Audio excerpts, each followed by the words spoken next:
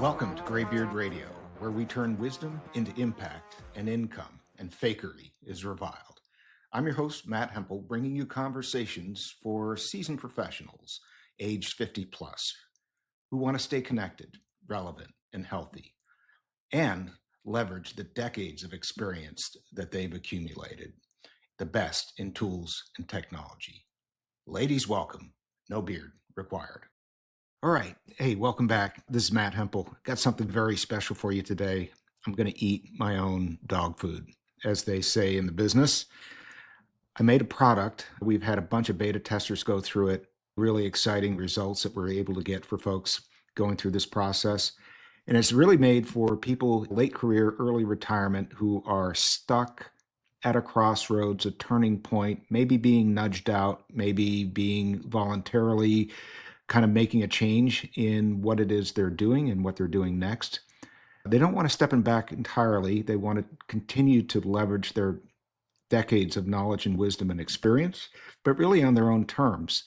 And what this process does is help these folks, like me, in this case here today, go through a process where we draw out all of that information, that knowledge, that crystallized intelligence that we've developed over years and years of doing whatever it is we do professionally and personally, and turn it into something that is accessible, that we can actually do something with, we can package it and decide what our next steps might be that are in alignment with what it is that we want to do, who we are, and the type of life that we'd like to create for ourselves over the coming years. With all of that said, let's move on. Let's move forward.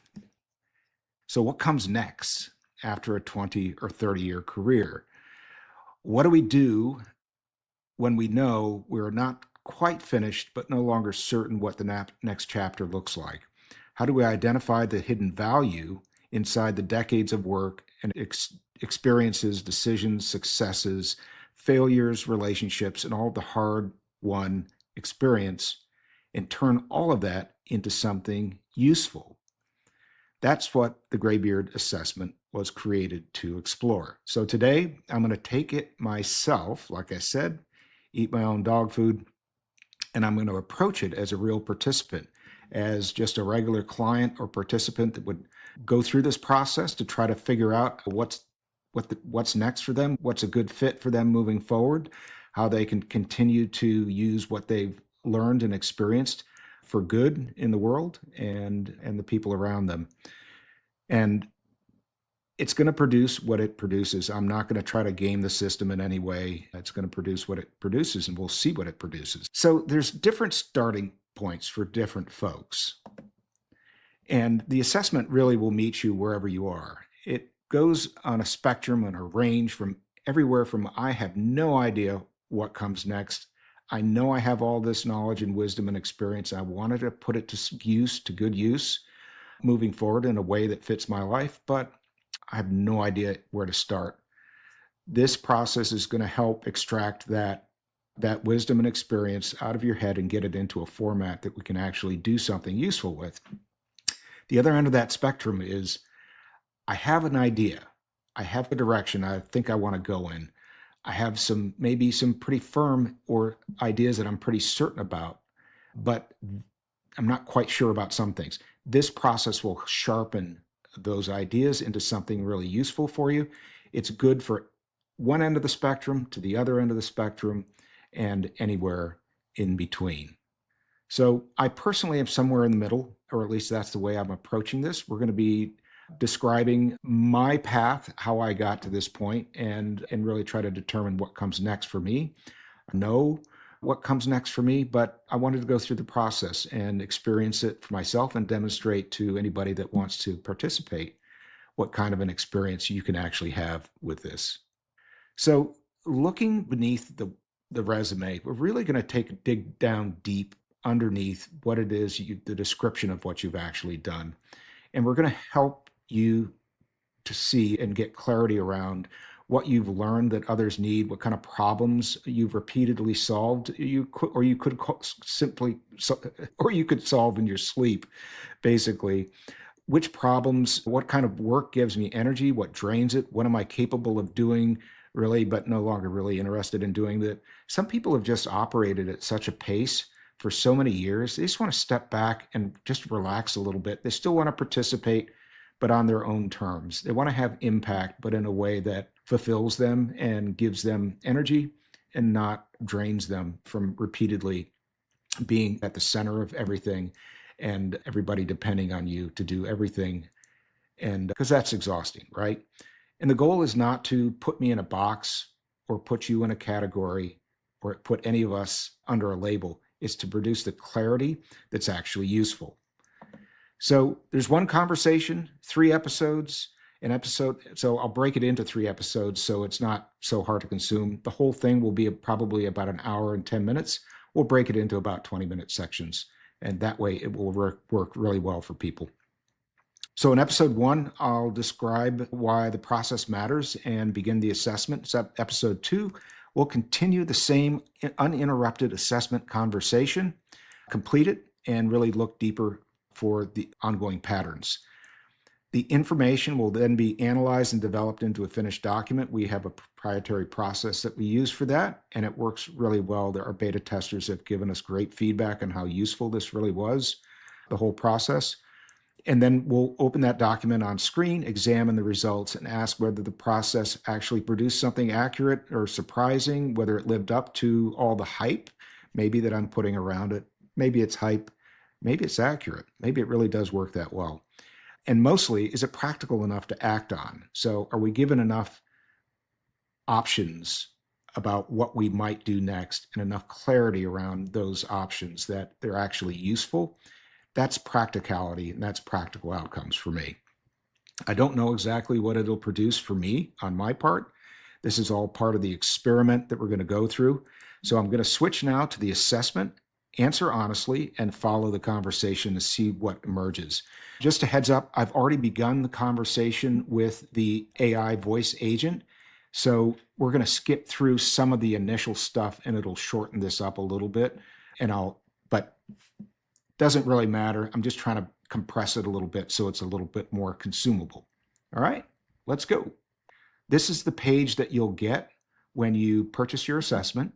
This is the page that you'll be sent to, and it goes through all of the instructions, what to expect, an outline of the conversation, what the conversation does and what it doesn't. There's an option also to get a blueprint, which is a more narrowly scoped plan of action, a 90-day plan of action in the blueprint.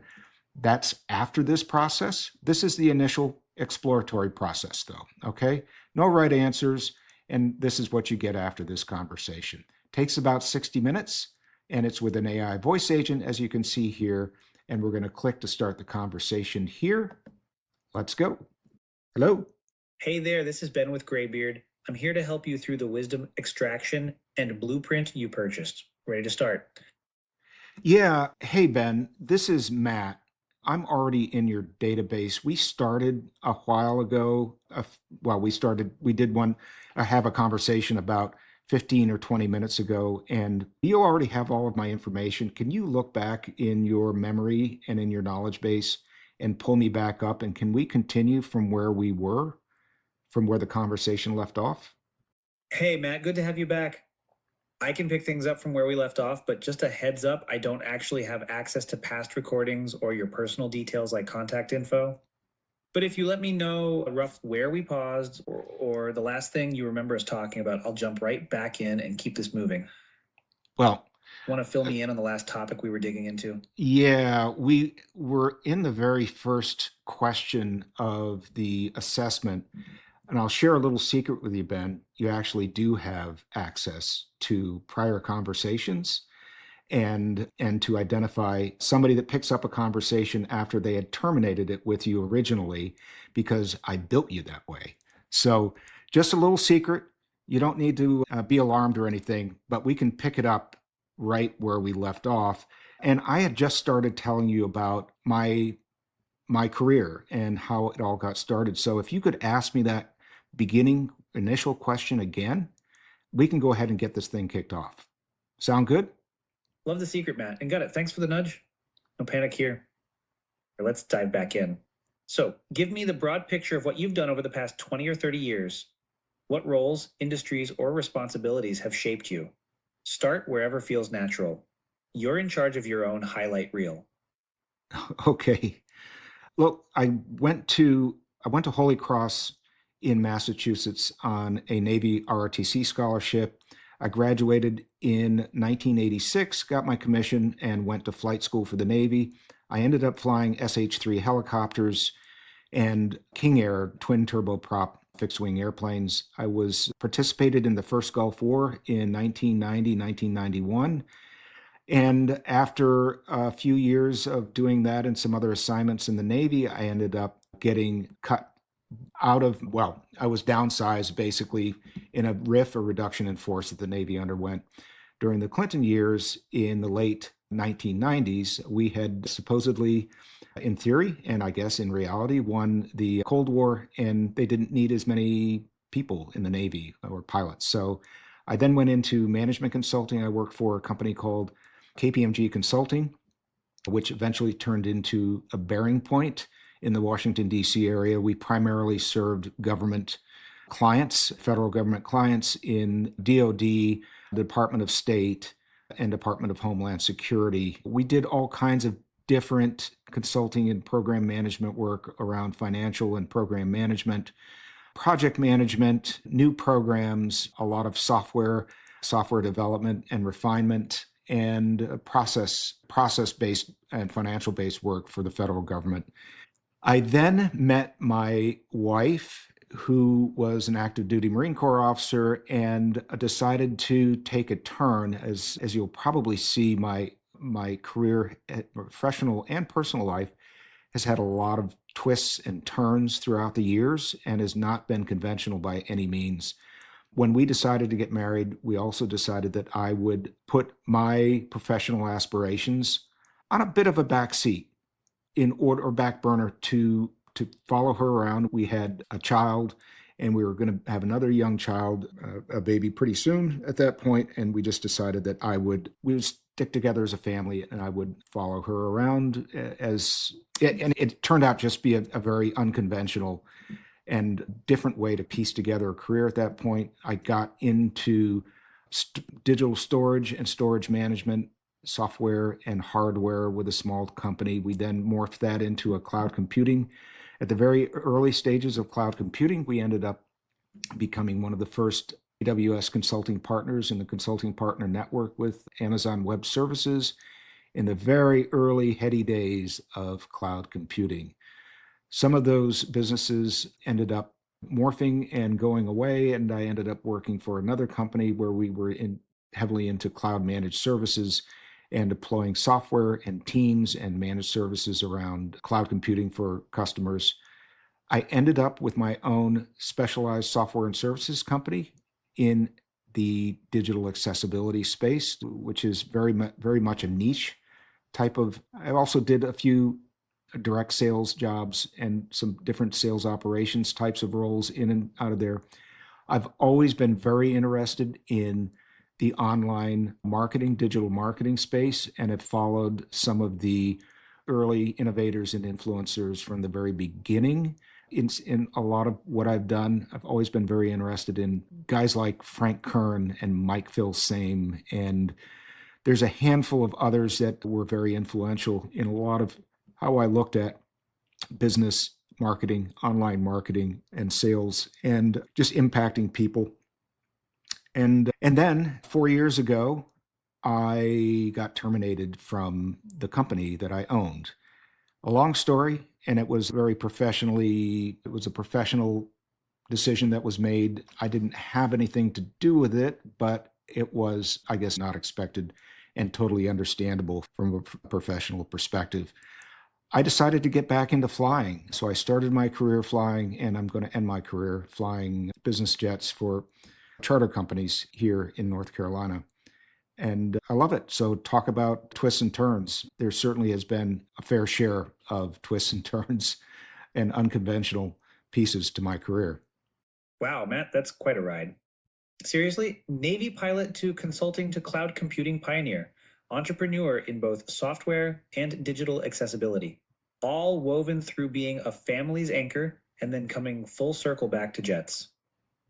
Yeah, Twists and turns is you put it a lot better than I did. I was a little bit verbose, a little wordy there with all of that. hey, you gave me the good stuff. I just did the highlight reel.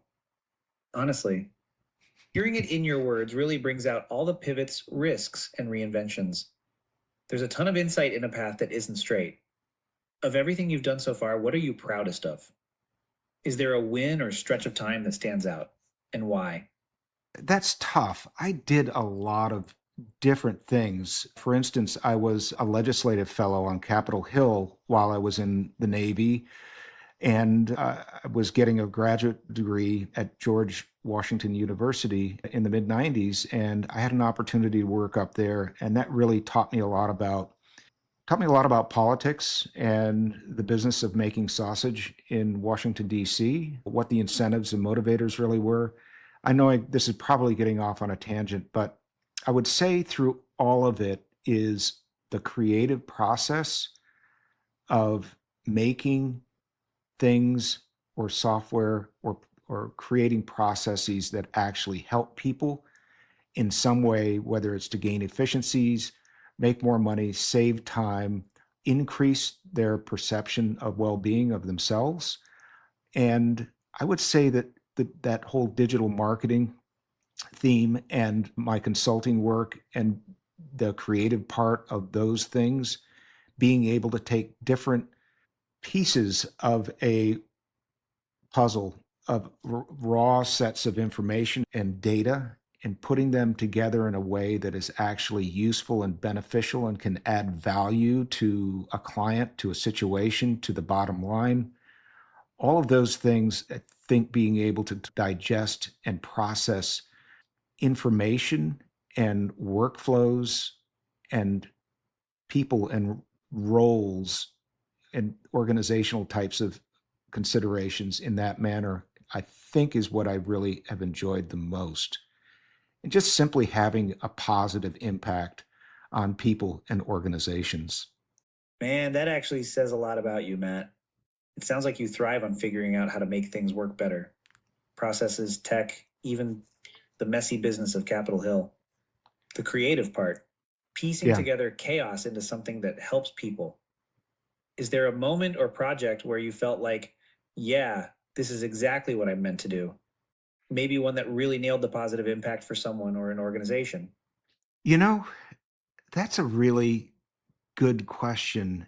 And gosh, I think a lot of the times when you're in the middle of a career and you think that some particular aspect or project or something surrounding what you're doing is so absolutely vitally, critically important at the time, and you're successful in executing it or getting the deal or getting the person on board that you needed to get on board or whatever it happened to be, I think so important at the time, but they're just not terribly important in the grand scheme of things. I honestly, can we come back to that one? That's a tough one, really, for me. Absolutely. No rush here. Sometimes those moments have to simmer a bit anyway. We can circle back later if anything pops into your mind. Okay. Let's keep rolling. Can you tell me what kinds of problems people consistently counted on you to solve? The stuff where folks would always say, Matt, we need you for this. Yeah. And this is not sexy at all. I found myself being relied upon a lot to straighten out or to execute operational and administrative types of situations in any kind of a in any kind of a project or a sales process or a contract, or I did a lot of proposal development and capture management when I was working for the cloud computing companies and for in management consulting. And there's a lot of different moving parts to those. And if we're talking about multi-million dollar offers and RFPs, you're responding to requests for proposal. And there's just an awful lot that needs to be considered, and bringing all the pieces together to execute those evolutions successfully, which I did more than once, and then executing on existing contracts after that really a sales operations, and then an operations role after that. Just understanding the administrative, the technical, the operational, the personnel parts of all of these things, really bringing everything together and executing something more than adequately, executing it well, and making sure all stakeholders and parties are relatively happy in the process.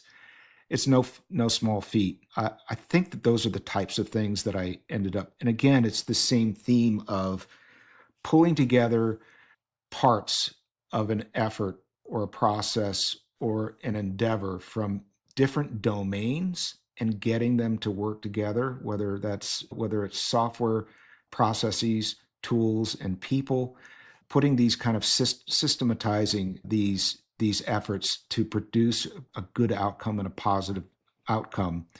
I think that's a good way to describe maybe how I have provided value and what people have come to me to solve. That actually does sound pretty powerful, even if it's not flashy. You're essentially the person who brings order to complexity, wrangles chaos into systems, and ensures things actually happen. Not many people can do that across so many high-stakes settings. Of all those wrangling projects, were there any particularly gnarly situations you managed to turn around? Or maybe a time when your ability to coordinate and execute really saved the day?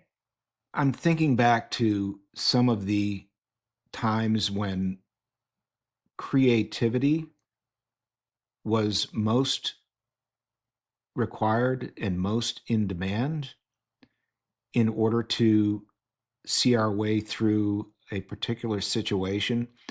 And I think that's what I relied on, and creativity and the ability to work with other people in a creative manner, to collaborate.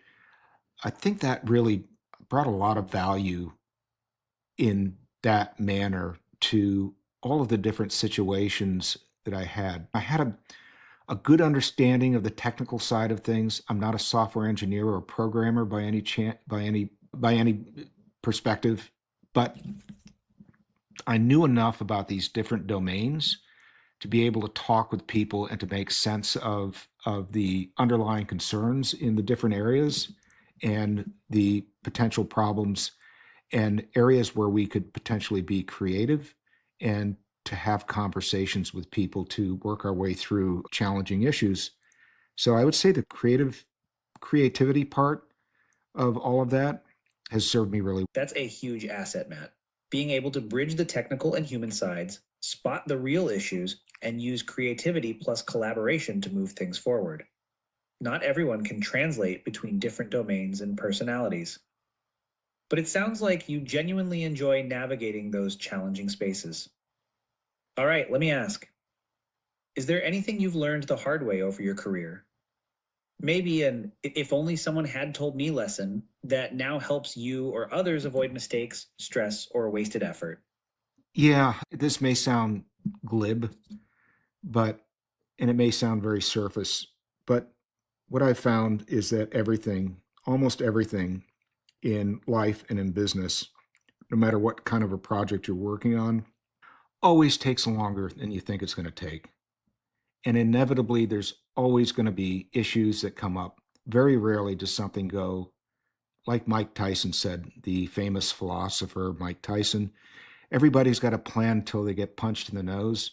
And just inevitably, that's going to happen. And I think the people that are able to roll with that and handle that and almost expect it and anticipate that things will not go to plan, they end up almost inevitably, unanimously, with a better outcome than people who really get tied up in details and in the ability not to prioritize what's really important and what's simply not.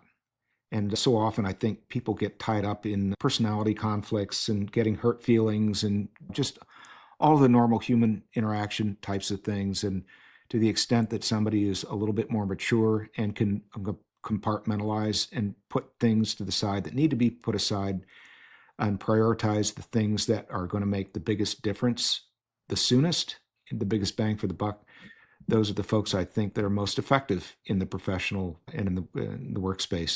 Man, that's spot on.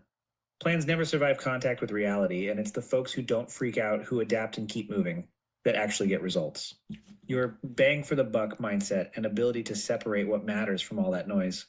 That's some wisdom right there. Is prioritizing and staying cool under pressure something you learned gradually? Or was there a turning point when it really clicked?